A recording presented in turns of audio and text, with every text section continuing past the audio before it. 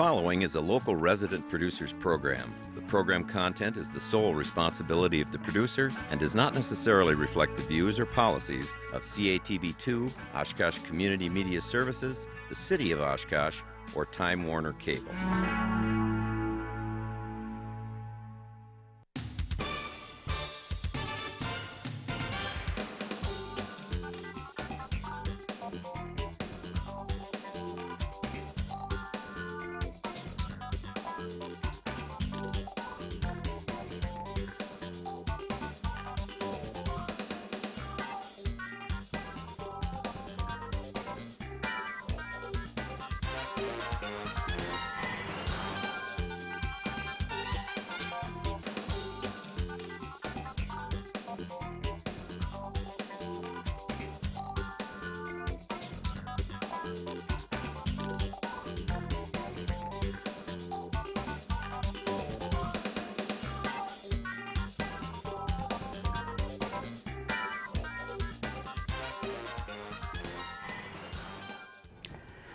Hi everybody, welcome to Eye on Oshkosh. Cheryl Hentz here along with Dan Rylance. I think we're having a few. There we go, now we're on the air. All right, in case you missed it, Cheryl Hentz and Dan Rylance here. I'm very happy to welcome back to the show our Oshkosh City Parks Director, Ray Maurer, and we're going to be talking about a lot of different things tonight. What's coming up for the summer, if we ever see summer, I don't know.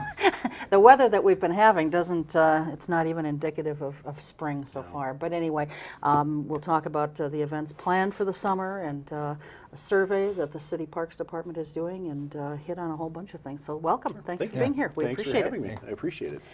Let's talk about the survey because that's something that is time sensitive to this show. You've been running a survey now online. Is that the only place people can fill it out, Ray, is online? Or? No, we actually have hard copies available, and they're available at the library, City Hall, the Senior Center, and at the Parks Department. So if you don't have access to a computer, go to one of those buildings and we have hard copies available as well. Okay, and if you do have a computer and want to fill it out online, throughout this segment we'll be putting up the city's website address and then just go to the Parks Department and you can find it there. So we'll be putting that up, as I said, throughout the segment. So what kinds of things are you asking in the survey and what do you hope to do with the information when you've got it gathered? Sure. What we're looking for, this is actually just one tool, we're looking to solicit some city input, city resident input on what's good about the park system, what needs improving, where do we need to expand the parks, what do we need to do for new facilities or upgrades to facilities. So it's really our roadmap for the future. So we're really encouraging citizens to fill out the survey. As you said, it's online on the city's website, either to go to the hot topics section on the main page or go to the Parks Department and you can fill that out. But we're really looking for some good, strong input. This is the citizen portion of the survey. We've also had a user group survey that we've done already. We sent that out back in mid-April and received those back. And those user groups I'm talking about are the Oshkosh Youth Baseball, the Girls Fast Pitch, Otter Street Fishing Club. I think we came up with about 20 to 22 user groups that use the parks on a number of times throughout the year. And we wanted to hear from them to say, what's good? What can we do to help your organization do things better in the parks? So, that's a good idea. Really. And actually at the May meeting of the park board, the park board will get the results of that user group survey and we'll make that available as part of the whole document that comes out of this process, as well as the online survey. We'll have results included as well and hopefully get that on the city's website so people can see what the citizens had to say. Okay. And what kinds of things are you asking? Are you asking for, you know, what kinds of things do you want to see in your park in the future? What kinds of things don't you like in the parks? Give us some idea, if you would, Ray, of what's there. Yeah, I actually brought along a hard copy just to make sure I covered a few things. But obviously we start out with the demographics. We want to know, first of all, if you're a city resident or not, so we can see, you know, who's outside of the city filling out the survey, but still we'll take that information. We ask about your age of who's filling it out, where you obtain information about the park, so some of that background information. Then we want to know how often you use the parks. Is it daily? Is it weekly, monthly? Some of the parks that you visit the most, we want to hear about those. Overall satisfaction with the parks, you know, is it good, bad, mediocre, and then it gets to some more specific facilities and certain questions about how would you rank certain facilities, how do you rank the ball fields, the boat launches, and there's a whole list of different amenities that we want to hear about and see what people have to say about those. And then we get into maintenance. There's obviously maintenance issues that come along with operating a park system, and how good are we doing, or what can we do to improve on that maintenance? But then we start talking about what should we be looking at in the future for the parks. We came up with a list of about a half dozen things, from an athletic sports complex, not just baseball, but working with the local organizations to maybe get a soccer, football, baseball complex actually going. Bike and pedestrian trail expansion, dog park. I know dog park and dogs in the parks have been a big issue here. So this is an opportunity for those against and for that idea to really express if they want to have something like that looked into the future. Dan and I would cancel out each other's votes on that, so. Yeah.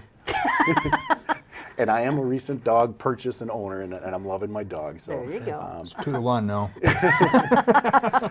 And then we ask a couple questions about the leach as well. We want to know how often your family and your family members have visited it. What type of events did you come down for? Was it Waterfest or Irish Fest or some of the community events? So a wide range of topics. Sounds like a lot. It's actually about 20 questions.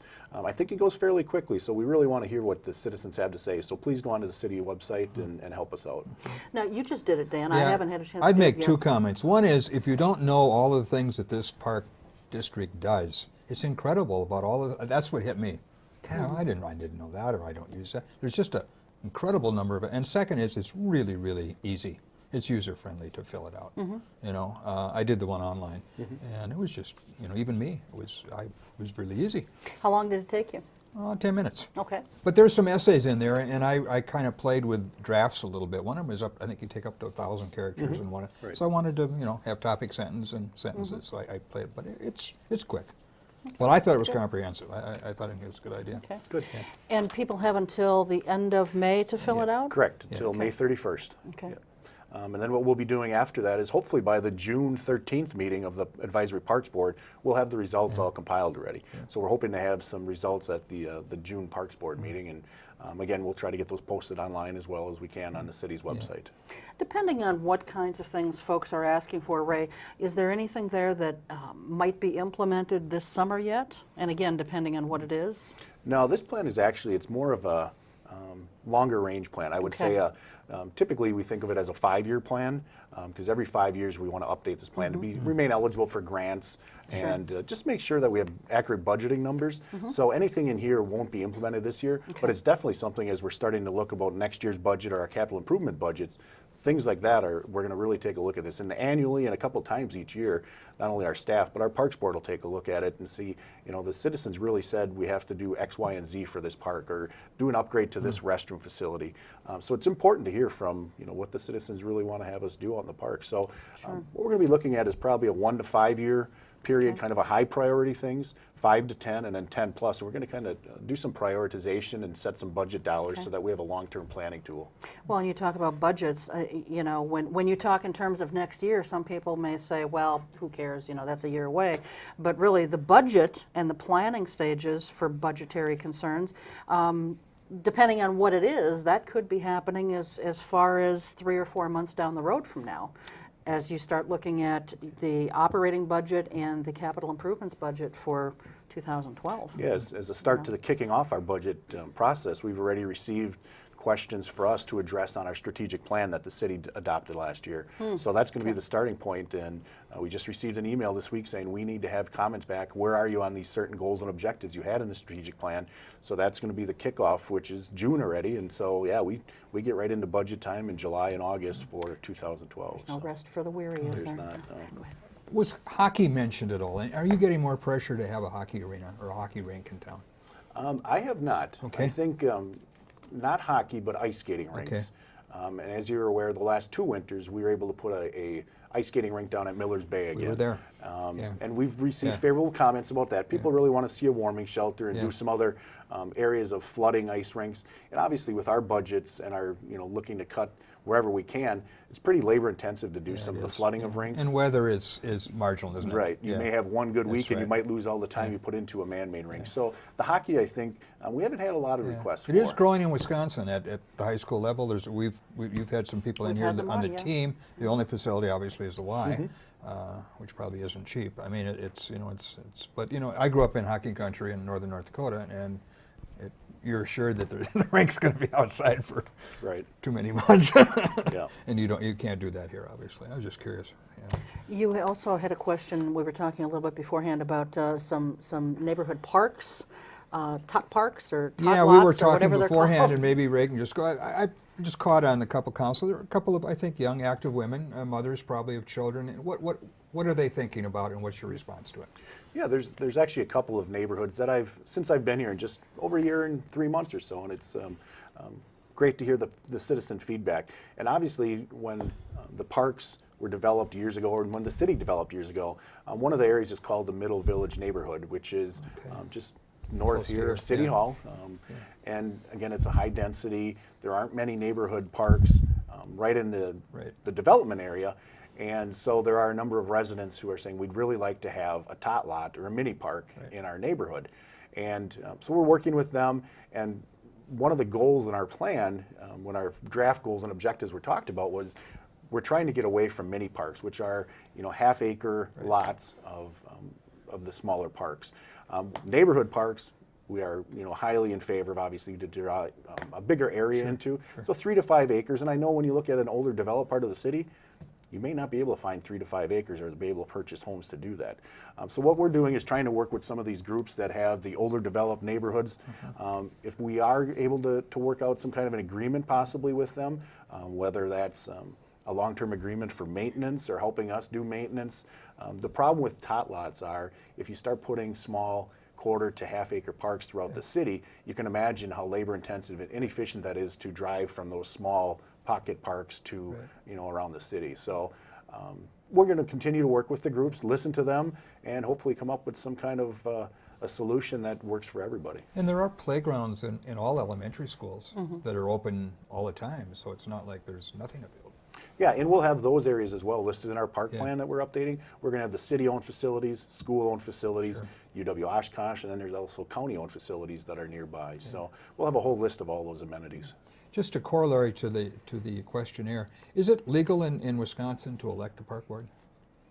Is it legal? Legal. Could you by home rule or whatever have a park district? a park district that you can't do that? No, not in Wisconsin. I know there's a push, and I think it started in Milwaukee County to have Wisconsin, the legislature, take a look at being able to establish park districts.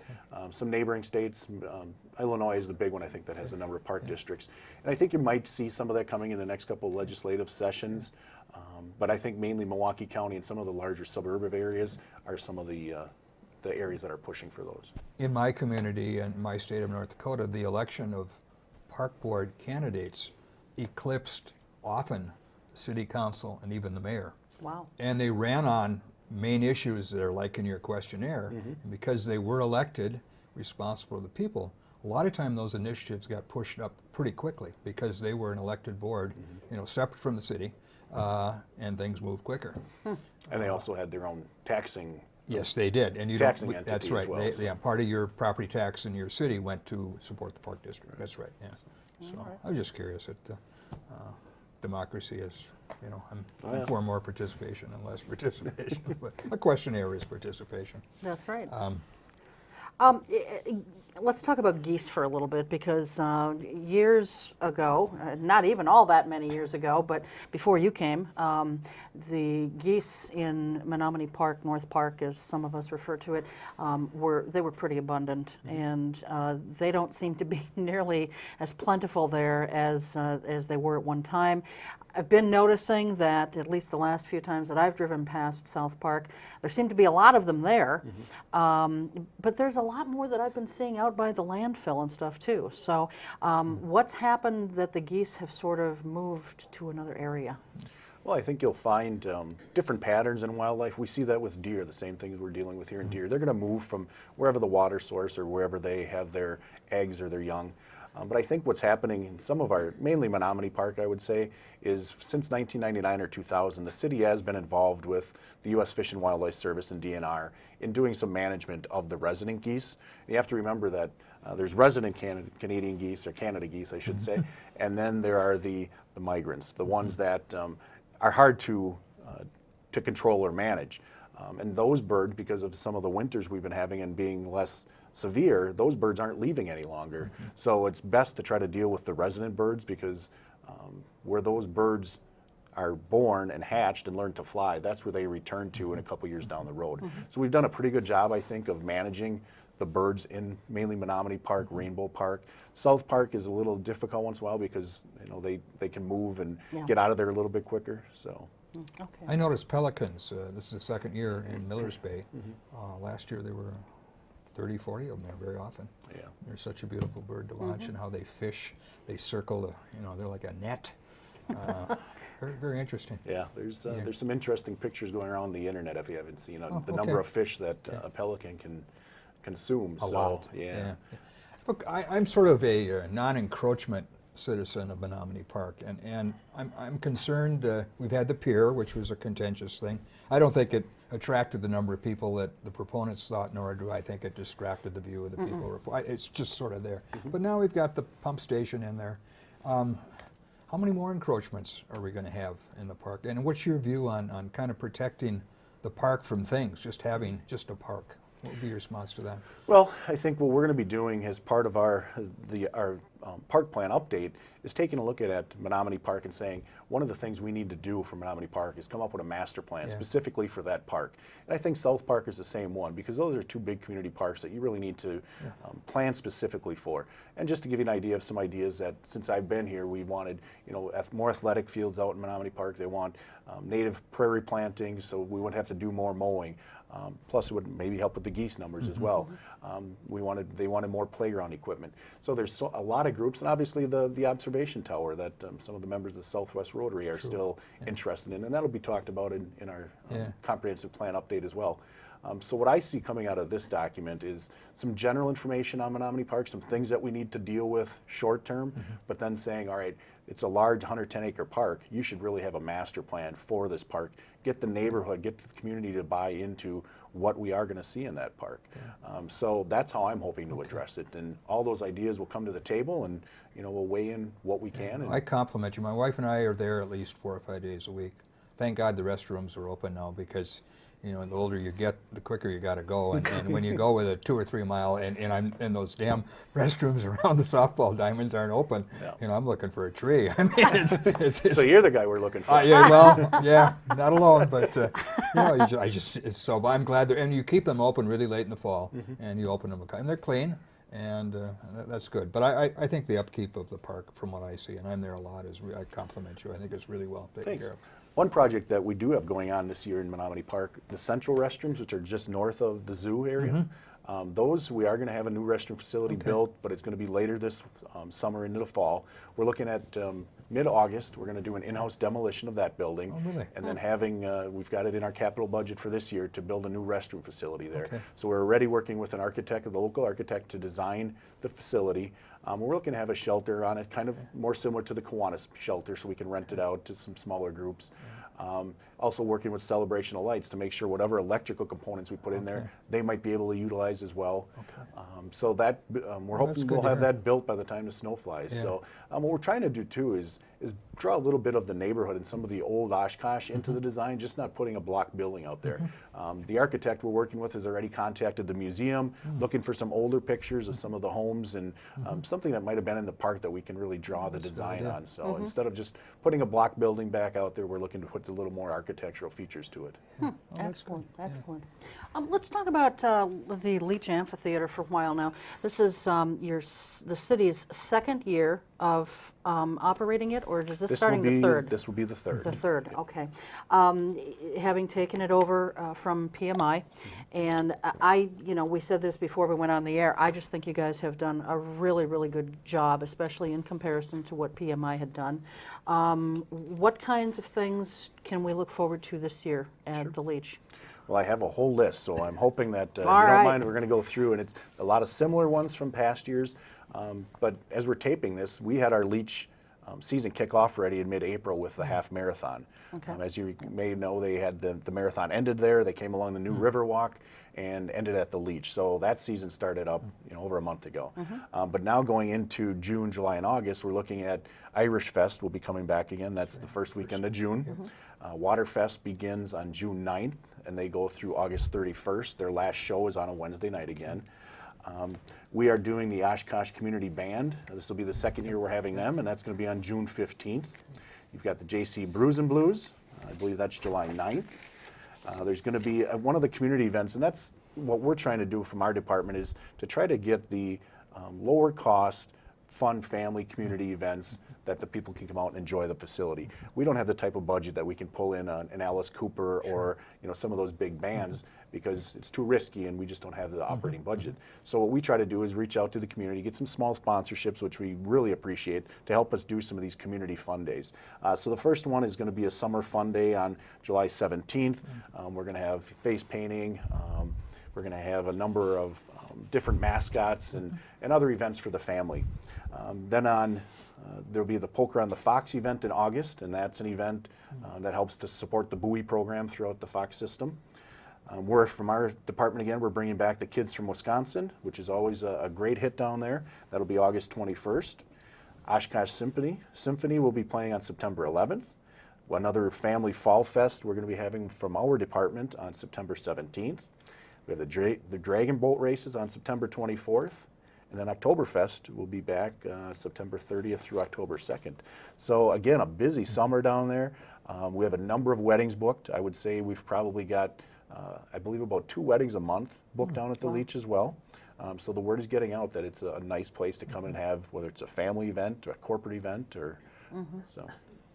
Can you guarantee summer? I wish I could, because we'd be much further ahead on our maintenance right now this morning. We didn't have spring. I'm thinking, we might not have summer. I'm kidding, but And at this rate, we may not have spring. It's not looking real hopeful here. I mentioned a little bit about the nice job that you guys have done in managing it, but as Dan also said, you guys have a lot of things under your umbrella that you're trying to do, and budgets are always tight to do everything that you're supposed to do. Do you anticipate that in months or even years to come that this will remain a Parks Department operation, or are you looking to maybe partner with someone, or are you looking to be privatized in some way? No, I would think, again, this year we've got the planning underway already that it's going to remain under the Parks. We have had some preliminary conversations with Joe Furlow and the staff from the Grand Opera House. That was last year, and with all the reconstruction going on at the Grand Opera House, Joe said, well, we're going to have to wait on any discussions on this. But one thing that's intriguing about that potential arrangement or partnership is their season runs from September till May, when the Leach season really is closed down. And then from May until September is the Grand Opera House is slower or lower season, and that's our busy season. So they have a lot of the technical staff, they have a lot of the programming staff. So we've had some preliminary discussions that it's something we need to continue to look at.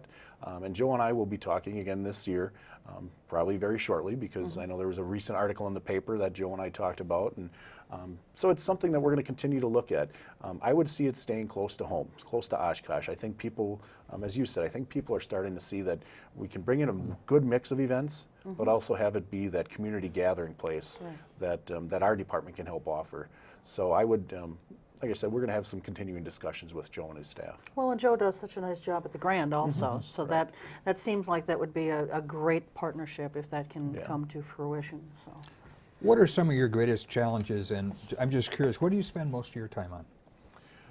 Right now, most of my time is spent on the comprehensive outdoor recreation plan. You want that done? And that was, coming into this job, that was goal number one that I was given. And you had an old one that was done many years before. Yep, that one was done in 2003, so it expired in 2008. Gotcha. So that's my biggest goal. I understand. I would think my next big goal is to really try to deal with what's coming down the road for the state budget, the budget situation for all city departments. We're going to be faced with a number of challenges, as we all know, but we also have those services and wants and needs that we're hearing from the community and from our survey. We're hearing from those outside organizations that we need more athletic fields, we need an athletic complex. So I think another one of my bigger goals is probably to continue to collaborate with a lot of those groups. We're going to need everybody's help in funding, maintaining, developing areas. So that collaboration, I think, really needs to take place, and that's, I think, going to play a big part of our plan as well. The shared revenue is going to get cut, no question. I don't know, different speculations, but that's going to hurt. Yep, it will. Yeah. So. We mentioned the Riverwalk a little bit ago. As far as the Riverwalk goes, you know, when this was being talked about and planned for and budgeted for, there were some in the community who said, we don't need that, we don't want that, so on and so forth. But we moved forward with it as a community anyway. What's the response been that you've been hearing now, Ray, since it's, you know, finished? Yeah. Well, For all intents and purposes. the biggest section obviously is the Riverside Park Riverwalk section, which opened up just this spring recently because construction ran a little bit late last fall, so we just got it's seeded late in the spring, or I'm sorry, in the fall. So the construction fence that remains there, it's going to stay up to help protect the turf. Okay. We just need to take that so it gets established.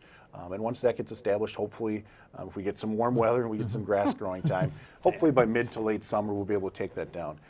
But I think overwhelmingly, the responses have been wonderful, from the boating community to people, the fishermen going down there now, just having access down there and having a nice concrete walkway. I don't know if you've gone down there at night, but the lighting is just, it really puts a nice atmosphere to the Riverwalk. So I would say overwhelmingly positive. I know there's people out there saying, you know, should we slow down on that development? I think, if you recall hearing some of the council members, they said this has been in the planning and making for 30 to 40 years, and we're finally starting to see it happen.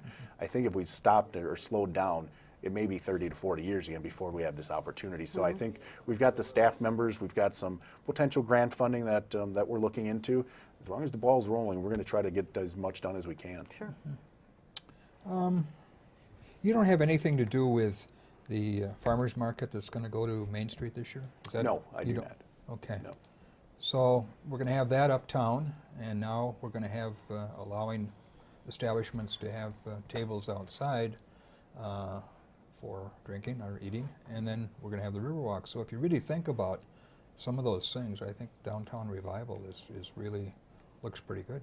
Yeah, I'm just talking with the boating group locally and being able to tie up now at Riverside Park, get out of the boat and go downtown. And a lot of them said, you know, this is going to be the way I get to the farmer's market now. And bring the boat down, go down and get a cup of coffee or something, and go to the farmer's market. So I think it's really going to be an attraction for downtown. I do too. You know, you mentioned that North Park, Menominee Park is 110 acres. There's a lot of things that are crammed into that 110 acres, though. Tell us about some of the features that people can see down there. The zoo, obviously, is one of them, and Little Oshkosh Playground is another. But tell us about the features in Menominee Park. Well, we don't want to forget about the beach. Right. We do have a small beach area and beach house, which, again, is part of our long-range plan. We'd like to take a look at doing maybe something new and updated with the beach house. We've also got the amusement rides. You know, we've got the train, the carousel, the whip. You mentioned the zoo. A number of ball diamonds that we've been really trying to update. And again, goes back to that partnership. We've had some great collaboration with the Recreation Department and the Softball Commission, as well as the Oshkosh Fast Pitch Club, in giving us some donations for new fencing, new infield mix. So how many diamonds are down there? I believe there's 4 diamonds down there now, and there's one when the pump house was built that was taken out, but we're looking at getting that one replaced. The benches are still there and stuff. Yeah. Yeah. You can sit there and look at the pump house. That's where my rest stops, actually. And then we've got the shelters to rent. The Kiwanis shelter, we've got a shelter right by our maintenance facility. The boat launches. Almost forgot about the boat launches. You know, that's I believe last year we had over 75 fishing tournaments held in Oshkosh. So the boat launches are a statewide attraction. So, and that's part of our department to try to keep those clean and to try to keep those up to standards as well. The park is very low in many areas, and I guess this year it's been exacerbated because they've been wet for a long time. Is there any long-term plans to get some retention dirt and put 6 inches on some of this land? Well, I think that's all going to come into our master planning. Okay. You know, we'll be taking a look at, maybe there's, in some of those wet areas, we look at some plantings that are going to thrive in those wet areas, and you won't be able to see the water, but you'll be able to hopefully see some plantings coming up, and we don't have to go through there with mowers. Sure. My understanding is Menominee Park is built on an old swamp, I know. So if it continues to sink, if the more dirt you add, it may continue to sink. So understand. there's, it'll all be part of that master plan, and I think we're going to strongly take a look at some of those native plantings and some of the plants that might thrive in some of those wetter areas that might make it more attractable. We're almost out of time, Ray. I can't believe this has just sailed by like this, but you mentioned shelters. Now, of course, there's shelters in all the major parks. Who can rent a shelter, and what's the cost, and who do they contact? contact us at the Parks Department. Trish will be glad to give you a hand. The number is 236-5080. And it depends if you're a city resident, non-resident, which park you want to have, which shelter, if you want electric. I would say it's anywhere from $25 to $40. The $40 would be the Kiwanis shelter and some of the larger ones at South Park. But very reasonable if you want to have a family get together. Don't clean up the house, go to the park, and clean up the park, of course, when you're done. That's right. But you don't have to worry about the initial cleanup. We'll take care of that for you. Okay. And are there garbage cans there now, or are there not? No, we had, Okay. the city had adopted a policy, again, this was, I want to say, the late 90s, that it was a bring in and take out. And I think that's something that we'll hear about in the survey. But there's a number of issues that we'd have to go through before we'd start putting garbage cans back out again. All right. Excellent. Weed control in Millers Bay. Are we going to do anything with that this summer? We are working with the DNR and Bill Sturm, our city forester, is looking at some different options to do. Well, again, it's weather dependent. You know, the warmer the water is, the quicker it warms up. The depth of the water makes a difference on how quickly and how much the weeds grow. So weather dependent. We're looking to do something, but until we know what the weather conditions hold, it's kind of a wait and see. Yeah. Okay, excellent. Well, thanks so much Hey, for being thanks here. for coming on It's the show. always a Thank you. pleasure. I appreciate it. And we'll have you back again at some point, and we Great can deal. talk about the survey and what the results were and so forth. So Thank you. Anyway, 236-5080. Correct. Is that the number for the Parks Department? So give them a call if you have additional questions, or you want to rent a shelter, or if they can help you with something else. So anyway, sit tight. We're going to take a short break, and when we come back, we'll be joined by Sue Panek from the Oshkosh Area United Way. We'll be right back.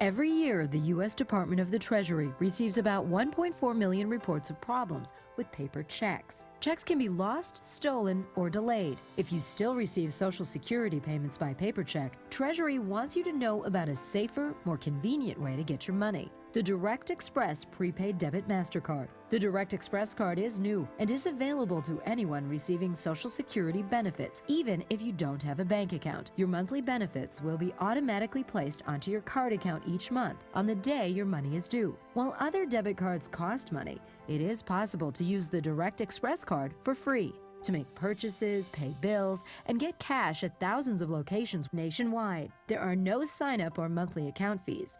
No more waiting for the mail or worrying about lost or stolen checks. Call 1-877-212-9991 or visit www.usdirectexpress.com.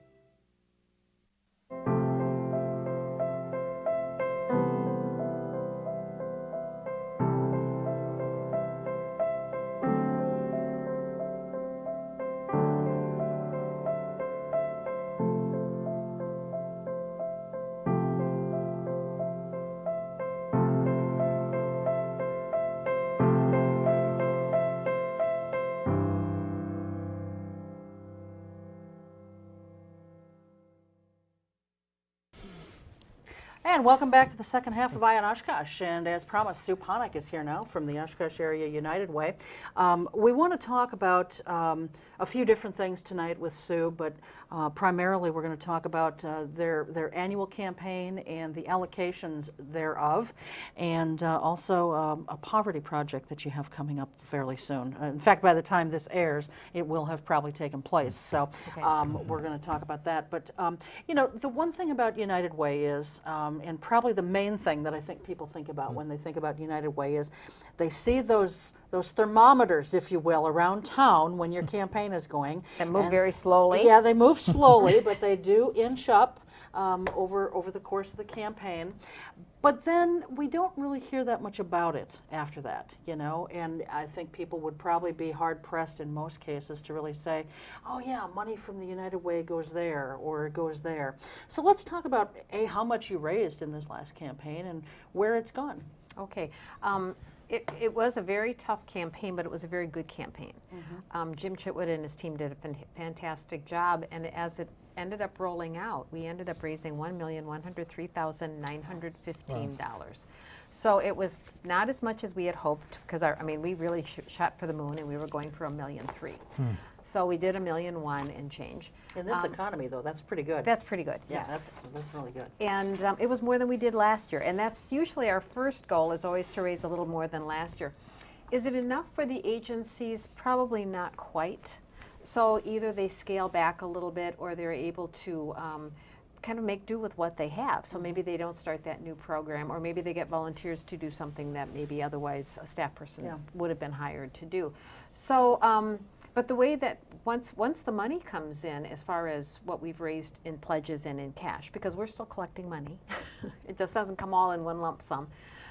Our volunteers, and we have about 40 of them, sit down with each of the agencies every year. And the agencies come and tell us what they did with our money last year and what they plan to do with our money this upcoming year. And then they put in their request. And after they've read the application and met with the agency, these wonderful volunteers make the decision as to, or make a recommendation, I should say, as to how much money is actually going to be allotted to each particular program. And we're funding about 46 programs this year. Okay, all right. Well, let's talk about where the money went. What are some of these programs you're funding? Well, I have to have my sheet because Just That's a quick, okay. Yeah, your go ahead. website has 2010 agency partners. Is that last year or this year? that was last year. We haven't gotten the new ones Oh, out because so- we just finished this process Okay, in, all right, I want okay. to say the end of March. Okay, well, I'm anxious to hear yours then because mine is a year old. It's Go a ahead. year old, but not a lot has changed. Okay.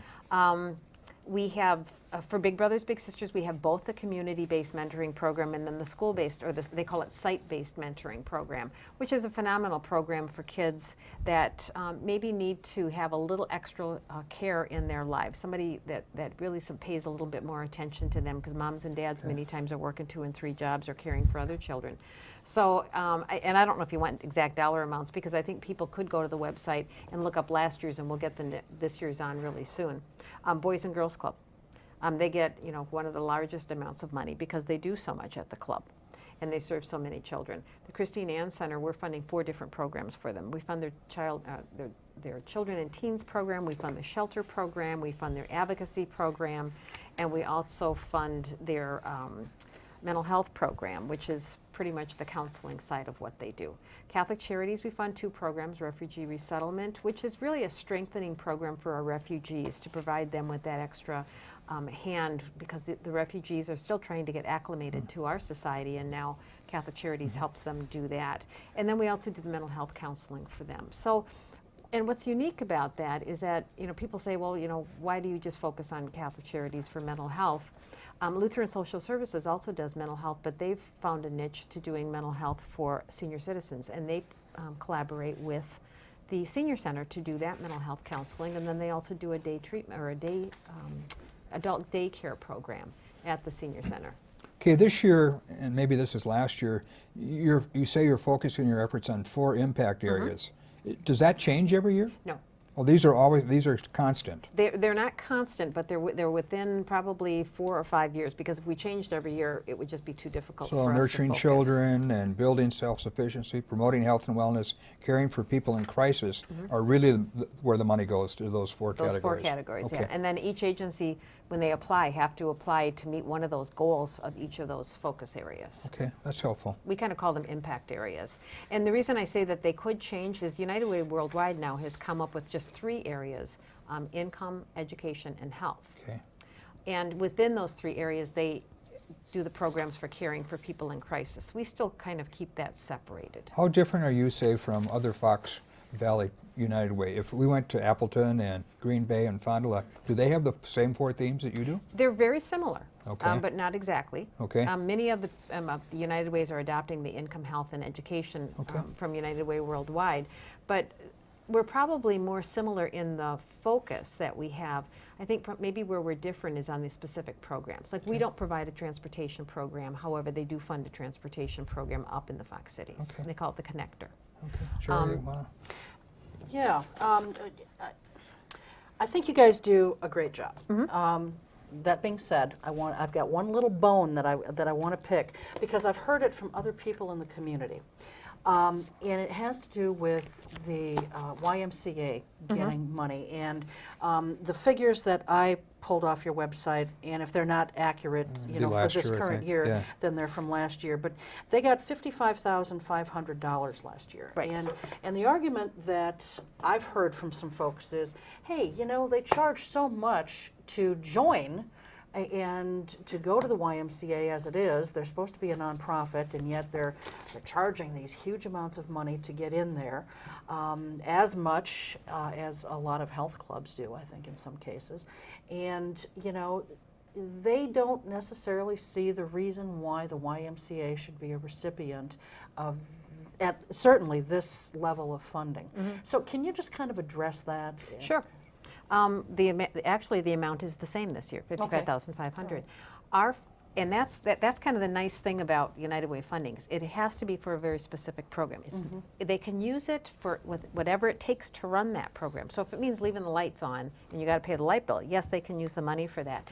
But what's neat about the Y program is that we're funding, and we've been very specific, and they've been very great in honoring this request, that they can only fund programs that address low to moderate income families. Okay. Families, so it's not a single adult who may be poor, or it's families. And the whole focus for us is that family-centered activity where the families come together, spend quality time together. Because what we know, coming back to that whole poverty issue, Cheryl, what we know is that families in poverty have a very difficult time finding time to spend together, because moms and dads are sometimes working 2 jobs. And they don't have the opportunity. They also can't then look and say, well, geez, you know, I'd really like to spend time with my kids at the Y, but I can't afford the Y. Well, now they can afford the Y. So they make the time, and the families come to the Y together. So they're swimming together, or they're playing sports together, or they're in some fitness classes together. But it's not for a general membership like for any one of us. It has to be with children involved and families. And they're only low to moderate income.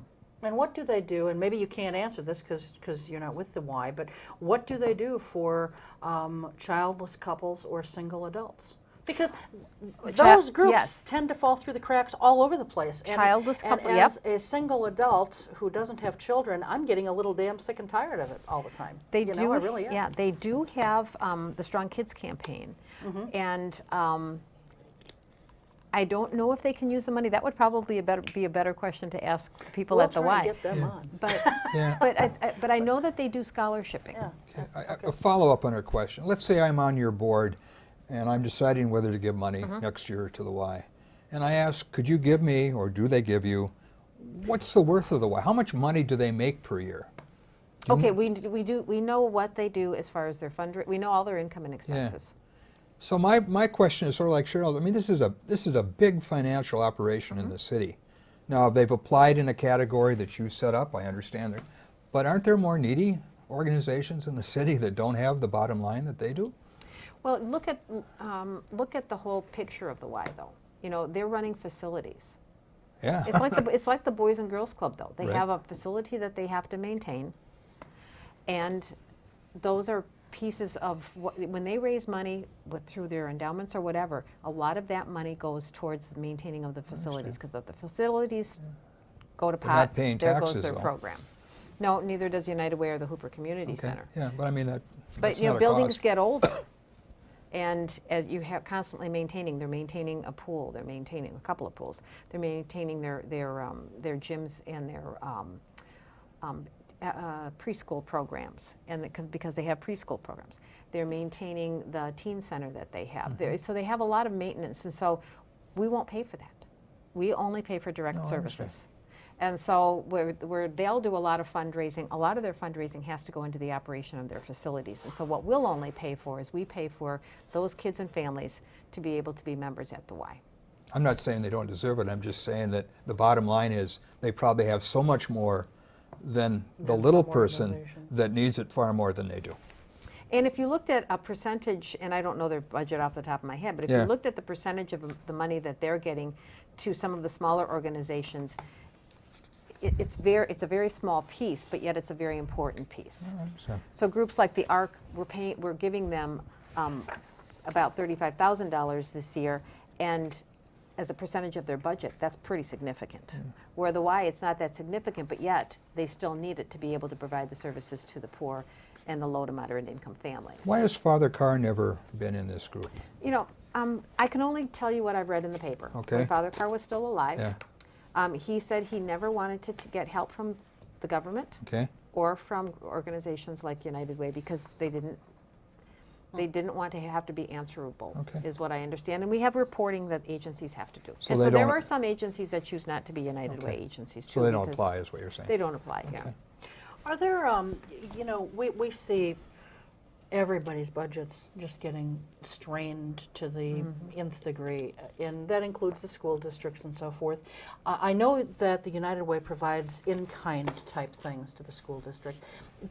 Is there any way that they could ever get some actual financial donations made to them for something? Like if there was a program that was, you know, on the chopping block, and it wasn't like a multi-million-dollar program or something like that, but it was something that you might be able to help them out with, would they be able to apply for some monies, or are they, because they're a governmental agency, are they somehow removed from the ability to apply? Well, we really try to fund 501c3s, which are tax-exempt charitable organizations. And because the school isn't a charitable organization, it falls under that Okay, educational there we go. category, they're less likely. However, we helped institute the Signs of Suicide program in our school district. It was a program approved by DPI, so the Department of Public Instruction approved it. We wanted to get something from the mental health perspective into the schools so that kids could learn about how to deal with anxiety and how to identify anxiety. And the whole purpose of this program is to acknowledge that your friend or whomever is talking with you, to care about them, but then to tell a caring adult so that they don't try to take this burden on themselves. Sure. Well, what they needed was the materials for this. So we were able to purchase the materials for the elementary and the middle schools. Okay. I'm sorry, for the middle school and high school. It's not in the elementary schools yet. And they're continuing to run that program in conjunction with the health teachers in the classroom and the social workers in the school district. So that's one way that we were able to help. Now, I'm part of the group called ELCO, which is the Early Learning Collaboration Council. And what we're trying to do is really make sure that children birth to 5 or even birth to 8 are getting what they need, because we know how important it is those first 5 years that kids are learning. I mean, their brains are like sponges, and if we miss that opportunity, they struggle as they get older. So I was at the table and I kept thinking, what can United Way do for this group? Because we certainly weren't going to be funding 4-year-old kindergarten. I mean, that was just, we just couldn't, we didn't have the capacity. So we took on the Imagination Library project, hoping that if children got in that project from birth to 5, because that's how you have to be that age, kids would be learning to read with their parents. Parents would be reading with them. They would be bonding with parents. And by the time they got into school, they'd be ready to learn. And that's been a very successful program. And actually, we were just doing a report on that. And since 2008, when we started that program, we've delivered, we meaning Dolly Parton's Imagination Library, the post office, through our money, have donated more than 50,000 books to children in our community in just that 2.5 years, almost 3 years now. And we've got about 1,300 kids in the program now, and we've had 800 kids graduate out of the program, which means they were too old to continue. Okay. Because by that time, they're ready for school, and then they're taking advantage of the school libraries or the public library. Okay. All right. Did you have anything else, Dan, on Very allocations? quickly on governance. You have a board of directors. Who picks the board of directors? We actually have a nominating committee, and it's Okay. made up of members of the board plus donors in the community. Okay. And then they identify people we know who's going off the board, so then we looked at, do we need that kind of a person on the board? So let's say we're losing an attorney on the board. We look at our mix, do we need any more attorneys, or do we have enough attorneys that, we have that group represented? And then that's how they basically look at it, is what are we missing, what do we need, what can make our board stronger so that the organization can be stronger. How often do they meet? Are there minutes? Are the meetings open? Well, we're not government, so we don't have to have an open Okay. meeting. Our board meets 6 times a year, Okay.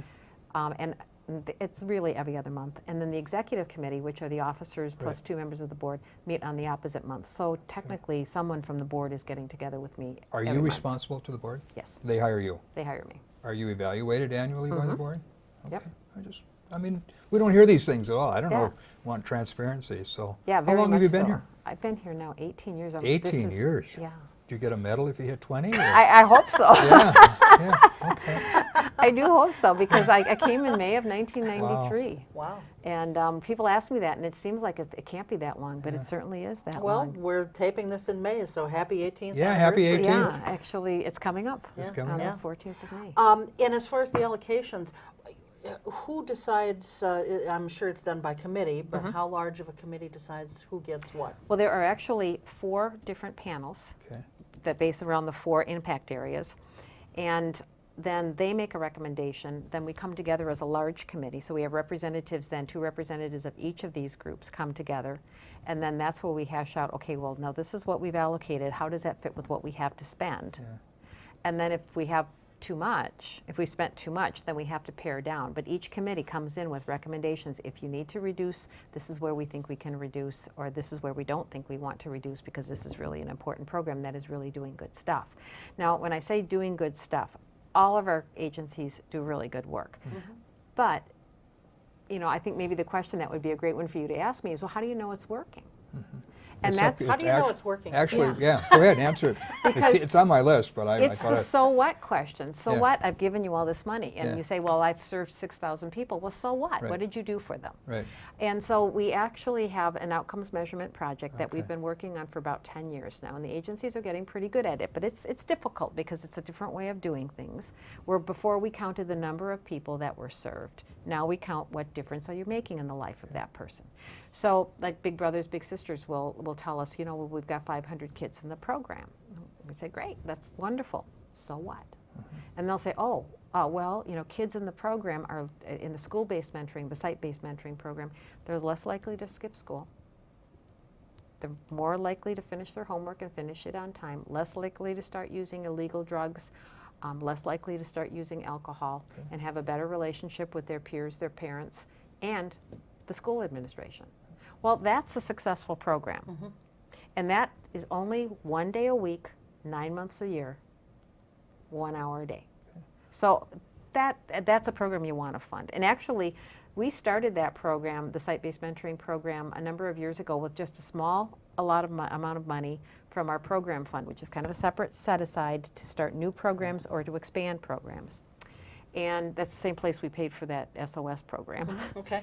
And then we said, okay, come back to us in a year and tell us what you did. And they told us, and we ended up funding that, and now it's up to $10,000 a year that program gets. So you're not really doing an audit financially, you're doing more of a performance audit to see whether they're... Well, we do performance audits, but they also do have to monthly give us they give us their income and expenses Okay. in their application. And then each month they have to give us what do I call it? A financial report, basically, to let us know how much money they need for that particular What month. if they lied? We don't know if they lied. We just Okay. have to go on faith. Okay. And I have But one you know, real- excuse me, No, go ahead. because they have a board of directors that they have I to understand, answer to. yeah. So, you know, we just have to assume that those boards of directors are doing what they're supposed I to be doing, understand. so that when they ask us for money, that we can't micromanage. Yeah. You know, this is just too hard. Yeah, I want to talk about this poverty thing, but real quickly. Yeah. You know, what happens if someone makes pledges and they fall short? What does that do then to She the pays for various? What does that do, Sue, to the various agencies and organizations that you're helping out? Well, you're not too far off that we pay for it. We actually budget for it. And I suspect that happens all the time. Yeah. Yeah. Our we call them uncollectibles. These are United Way terms that nobody quite understood. But there are people that, for whatever reason, whether they passed away, whether they've moved, whether they've taken another job in another company, and so we've lost that pledge until they can pledge again, or maybe they're falling on hard times and they go back to the company and say, you got to stop my United Way pledge because I just can't afford that. We understand that, and most people are very good. They'll do whatever they can, or if they've retired or if they've left their job, say, I'll send you what I can when I can, and that's great. But we budget for it, and then actually we carry those uncollected pledges for 2 years because we keep trying to collect. Okay. I mean, we're not like a collection agency, Yeah. but we're not hounding people. But for companies, because sometimes a company will send it in instead of sending it at the end of the year, they'll send it in the first part of the next year. So we have to hold it open so that we can count for all that money. But we were up to about 6%, 6.5% of our money was uncollected. We kept that same amount in the fund this year because, well, last year we didn't, it wasn't that bad. It was about 5.5%. So we lost a whole percent, or we gained a whole percent. We did better, a whole percent more Okay. with our uncollected pledges, but not knowing what was going to happen this year when people pledged. Just for an instance, we've got people that are retiring from some of our educational institutions that made pledges. Will they follow through on their pledge? Because once they leave, payroll deduction stops. Sure. So we just thought it was probably safest for us to keep that money in reserve. And so we hold that in reserve. We also hold money in reserve for people that designate to another United Way community. So if they work here, but they live in the Fox Cities, they can designate to the Fox Cities Okay. or wherever. With only about 2.5 minutes left. And we didn't get through the whole list. I know. Tell us about the poverty thing that you have coming up on the 13th of this month. On May 13th, we're doing a poverty simulation, and this is an extension of Project Self-Sufficiency, which we've come and talked with on your program before. Project Self-Sufficiency was really to raise the awareness in our community about people living in poverty. We didn't want to call it a poverty project because we wanted to lift people up, and that's what Project Self-Sufficiency is about. But in order to understand how people are in poverty, CAP Services and others have come up with a simulation that can only simulate for a short period of time because we're not poor, but it's going to allow us for about 80 people on May 13th from like 7:45 in the morning until 10:45 to go through an exercise to simulate what it might be like to be poor. And what it is we all role play. So we might be a family where you're the dad and you're the mom and I'm the 6-year-old child. And then they tell us all these things that are happening in our lives and we have to deal with it. You getting me to child care, but then they keep you at work later. So then I get stuck at child care, but you can't come and pick me up. So what do you do? And it just makes, it really is an awareness building activity. We just did this with the Leadership Oshkosh class this past month in April. And some of the comments that we had is that I didn't know it was so hard to be poor. You had to work so hard to be poor, to get around to do the things that you need to do. To make sure that you sign up for any benefits that you might be able to sign up for, and knowing that if I don't have a car, how do I get there? And my appointment's at 9 o'clock, but the bus doesn't get there until this time. It was phenomenally impactful. And I was an observer at that time, but I've gone through the program myself, and I was frustrated as all can get out. So just real quickly then, Sue, after this is over on the 13th, what will you do with the information? Or is it more just an awareness kind of thing? It's really more of an awareness. We're going to report to the people, too, as what we have accomplished so far, but it's really more of an awareness so that people think about it more and then say, okay, now what can I do? The last time we did our poverty plunge, we actually ended up coming up with 2 projects that were really, and still are going on, but really wonderful. We do the Bare Essentials campaign, which is to get socks and underwear or tuna fish and peanut butter. Socks and underwear for the St. Vincent de Paul Society, and tuna fish and peanut butter for the community pantry, because those are things that people really need, but necessarily don't go out and buy. Okay, all right, excellent. Thank you so much. Oh, you're Sue. welcome. Yeah. Thank All you. right. Good to see It's you. always a pleasure. And that's going to do it for us. We will see you next time. Until then, take good care. Keep your eye on us. We've got our eye on Oshkosh.